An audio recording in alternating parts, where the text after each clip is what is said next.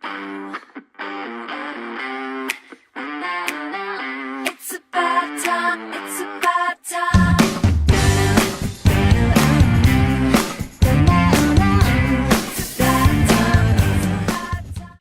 Well, hello and welcome to this week's vlog, and it's an exciting one again this week.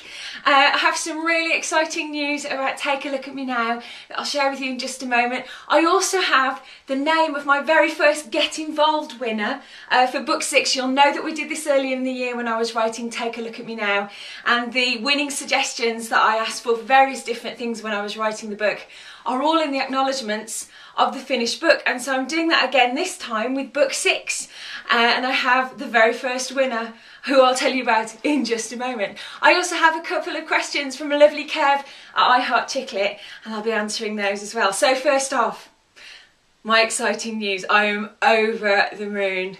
Take a Look at Me Now is number 4 in the Sunday Times bestseller chart. It's by far my highest placing. I am absolutely over the moon. I can't express just how lovely it is. The highest that I had before was Fairy Tale, which got to number 8, and I was over the moon about that. Just, it's unbelievable. So to get to number 4 is a huge honour, and it's so lovely. I feel completely humbled by it. I've been grinning like a loon since Tuesday. For a writer, it means so much when your sort of little story that you've been working away on behind the scenes for most of the year comes out and people really love it. So I just want to say a massive thank you to you for going out and buying the book, for telling your friends about it, for tweeting and mentioning it on Facebook and sharing things. It's just been an absolute blast. And I can't express to you just how happy I am. Hopefully you can tell just how happy I am. I am of course pregnant and emotional, so if I start crying, I apologise. But it absolutely means the world. And what means the world as well is the number of people that have got in contact and told me how much they love the story.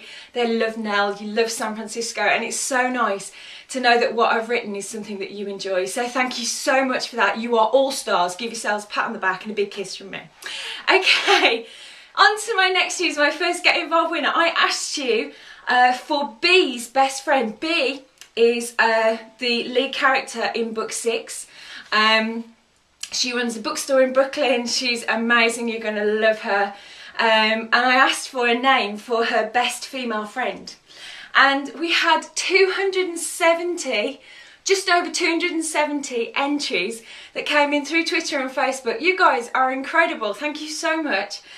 But my winner, drumroll please, my first Get Involved winner is Sarah Dickinson, and she suggested Imelda, and I really like that because I haven't read a book with Imelda in it. I think that's a really nice name. So that's what Bee's best friend's going to be called. Now, if you didn't win, don't worry, your suggestions were all brilliant. It took me a long time to choose. But I'm going to keep running this because I'm writing the book at the moment. I have to get the first draft in by the end of this month, so I'm right in the middle of writing it. Taking a break just to talk to you on the vlog today. So I will be running more competitions. There'll be another one coming on Monday. So keep an eye out on Facebook and Twitter. I'm going to ask you the next one. And everybody whose suggestions I use, I'll mention you in the opening titles or the thank yous in the book when it comes out next autumn. So that's all exciting. Now, lovely Kev from My Heart Chicklet. Hello, lovely Kev. And I know that you stayed up to watch this vlog, so thank you so much.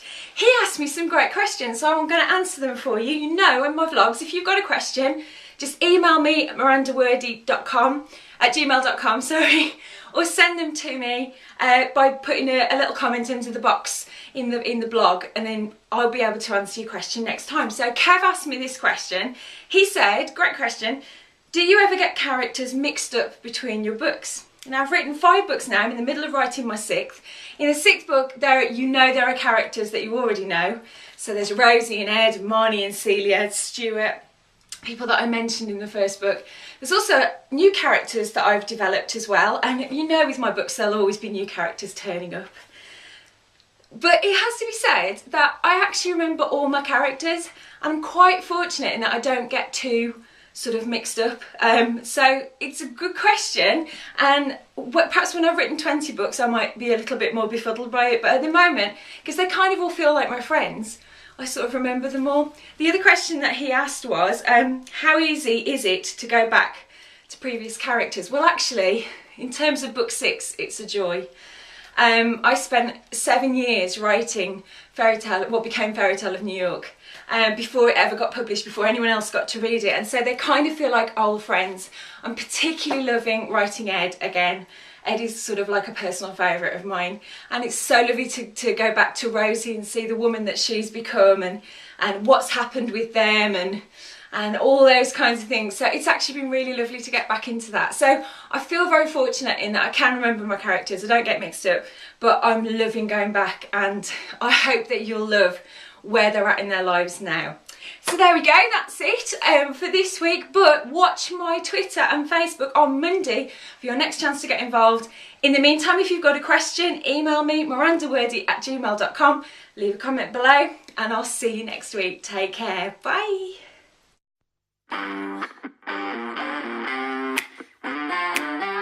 It's about time, it's about